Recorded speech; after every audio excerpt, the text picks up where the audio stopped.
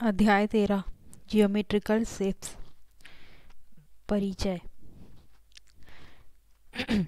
ज्यामितीय रचना करने से तात्पर्य प्रकार और रूलर की सहायता से मापकर ज्यामितीय आकृतियां बनाना है। ज्यामितीय रचना करना है तो उसके लिए प्रकार और स्केल की सहायता से ज्यामितीय आकृतियां बनाना है। ठीक है। ज्यामितीय रचना के द्वारा हम ज्यामिति की कई अवधारणाओं, संबंधों व उत्पत्तियों को अनुभव कर सकते हैं और उनके बारे में सोच सकते हैं।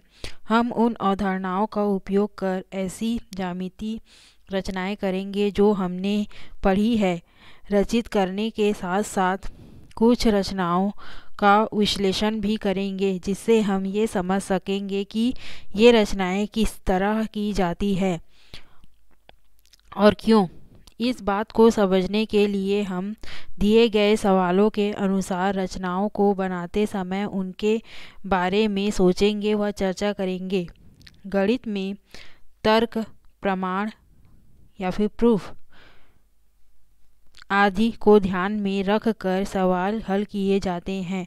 सवाल हल करना और यह देखना कि क्या कोई सवाल एक से ज़्यादा तरीके से हल किया जा सकता है, ये भी देखना होता है। ठीक है। कौन सा तरीका ज़्यादा उपयुक्त है और कौन सा आसान, जैसी बातों को सोचना महत्वपूर्ण होता है। यह सवाल करना व सोचना हमारी तार्किक और सृजनात्मक क्षमता का विकास करता है। आइए कुछ ऐसी ही ज्यामितीय रचनाएं करते हैं। अभी तक आपने स्केल और चांदे की सहायता से निश्चित माप की रेखाखंड और कोण बनाए हैं। स्केल की सहायता से रेखाखंड और चांदे की सहायता से कोण बनाया गया है। इस अध्याय में हम प्रकार और रूलर की सहायता से रचना करेंगे। मतलब कोण बनाने के लिए चांदे का उपयोग नहीं करके प्रकार का उपयोग किया जाएगा। ठीक है। रूलर की रचना में उपयोग। हम जानते हैं कि किन्हीं दो बिंदुओं ए और बी दोनों से गुजरने वाली सिर्फ एक सरल रेखा खींची जा सकती है। अभिगृहित हम रूलर का उपयोग रेखाखंड ए बी और रेखाखंड ए बी या रेखाखंड ए बी या फिर किरण ए बी बनाने के लिए कर सकते हैं। प्रकार का रचना में उपयोग। वृत्त की परिभाषा से हम जानते हैं कि एक निश्चित बिंदु और त्रिज्या से केवल एक वृत्त बनाया जा सकता है। एक बिंदु से सिर्फ एक त्रिज्या से सिर्फ एक ही वृत्त हम बना सकते हैं। यहाँ हम प्रकार का उपयोग वृत्त या चाप बनाने के लिए करेंगे। या फिर कोण बनाने के लिए करेंगे। ठीक है। रचना। समान कोण की रचना करना। एक कोण दिया गया है, हमें उसके बराबर एक दूसरे कोण की रचना करनी है। यह काम हम कैसे करेंगे? एक तो यह कर सकते हैं कि एक चांदे की मदद से कोण को नाप ले, फिर उसके बराबर कोण बना ले। लेकिन यदि हमारे पास कोण नापने का कोई उपकरण नहीं है तो हम क्या करेंगे? आइए देखते हैं। मतलब चांदा अगर नहीं है तो हम समान कोण कैसे बनाएंगे? मान लीजिए एक 30 अंश का कोण दिया हुआ है, हमें बोल रहा है कि इसी का समान इसके जस्ट बगल में 30 अंश का कोण आप बनाइए। हाँ, लेकिन आप चांदे का उपयोग नहीं कर सकते। ठीक है। सेम टू सेम सर्वांग सम बोल सकते हैं। सर्वांग सम एक और कोण की रचना कीजिए और आप चांदे का उपयोग नहीं कर सकते। तब आप क्या करेंगे और कैसे बनाएंगे कोण को, नया कोण को, है ना, उसको हम जानेंगे इस रचना से। इस रचना पर काम करने के लिए करने से पहले हमें निम्न सवालों पर सोचने की मदद मिलेगी। पहला सवाल में क्या जानकारी दी गई है? इसे कैसे करना होगा और दी गई जानकारियों में से कौन कौन सी उपयोगी है, ये हमें पहले सोचना होगा सबसे पहले तो। ठीक, हमें एक कोड दिया गया है और हमें इसके बराबर कोड की रचना करनी है। यदि दिया गया कोड ABC है तो जैसे कि चित्र आकृति 1 में ABC एक दिया गया कोड है। ठीक है, एक कोड की रचना करनी है, PSQ की रचना करनी है। एक कोड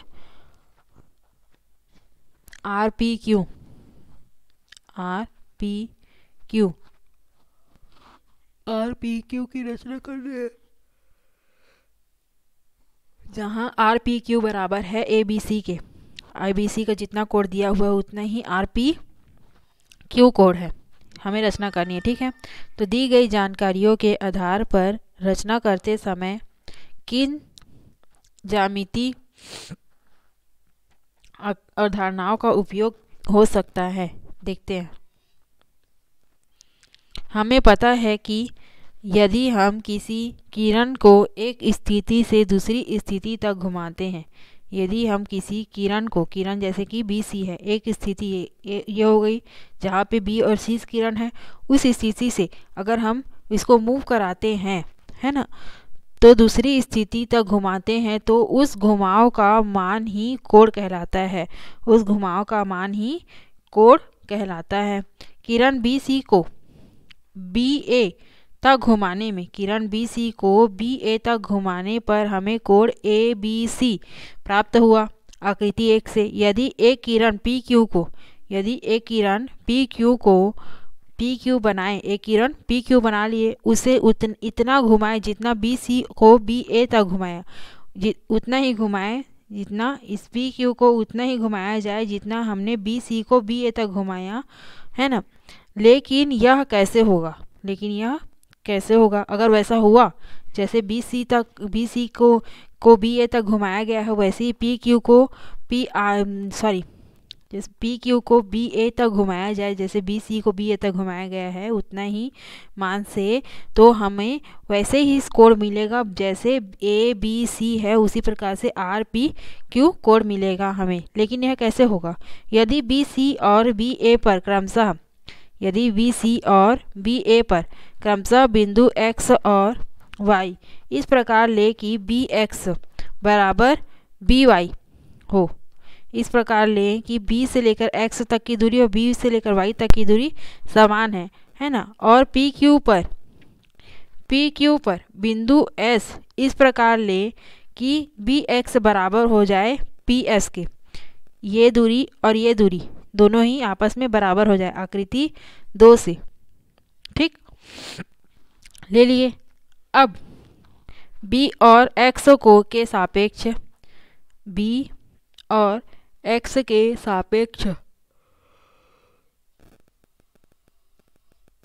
Y को जो स्थिति है वैसी ही स्थिति पर एक बिंदु मान ले।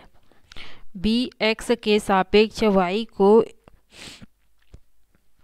एक जो स्थिति है वैसी ही एक बिंदु मान ले एक बिंदु T है, जैसे कि Y है उसी प्रकार से इस PS के ऊपर में, जहाँ पे PS मिला है वहाँ पे ऊपर में एक बिंदु हम T मान ले। तो P और S के सापेक्ष ढूंढ लिया जाए, P और X के सापेक्ष एक बिंदु T ढूंढ लिया जाए, तो किरण PT BY के संगत होगी। किरण PT BY के संगत होगी। आकृति 3 से देखते हैं तो यह बिंदु T PS त्रिज्या के चाप पर, यह बिंदु T PS त्रिज्या के चाप पर S से XY दूरी पर स्थित होगा। S से X और Y दूरी पर स्थित होगा, मतलब XY और TS दूरी आपस में बराबर होगी, है ना। XY इक्वल टू TS होगा। यदि PT को मिलाते हुए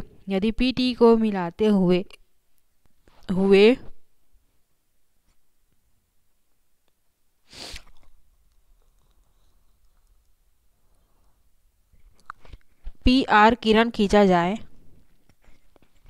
यदि P और T को मिलाते हुए PR किरण खींचा जाए, P से लेकर R तक किरण खींचा जाए, तो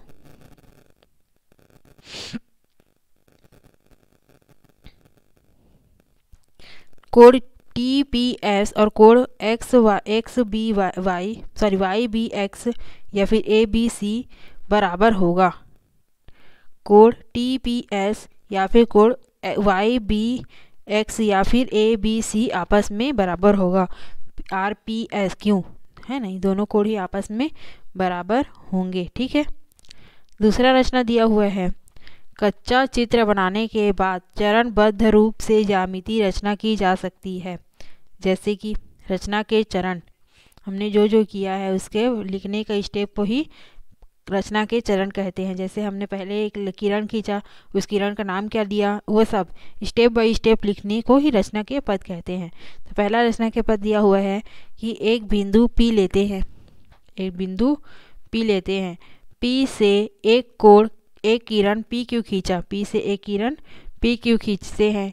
यह किरण नए कोण की एक भुजा होगी, नए कोण की एक भुजा होगी। आकृति 4 दिया हुआ है, उसी के समान एक और आकृति, हमें एक और कोण बनाना है, आकृति 5।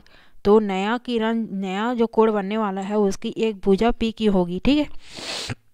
अब दिए गए कोण ABC, दिए गए कोण ABC के शीर्ष B से किसी भी माप का एक चाप काटते हैं। किरण बिंदु B से एक चाप काटना है, तो बिंदु B पर हमने क्या करना है, प्रकार की नोक को रख करके इस कोण पर एक चाप J के काटना है, जो भुजा BA और BC को काटती हुई है, काट रही है ना, जो भुजा BA को J पर और BC को K पर काट रही है ना, या फिर प्रतिच्छेद करती है। देखिए आकृति 4। अब हम इसी माप का चाप बिंदु P पर रख करके, प्रकार की नोक को बिंदु P पर रखते हुए काटते हैं, जो भुजा PQ को M पर प्रतिच्छेद कर रहा है, PQ को M पर प्रतिच्छेद कर रहा है। ठीक है। अब बिंदु K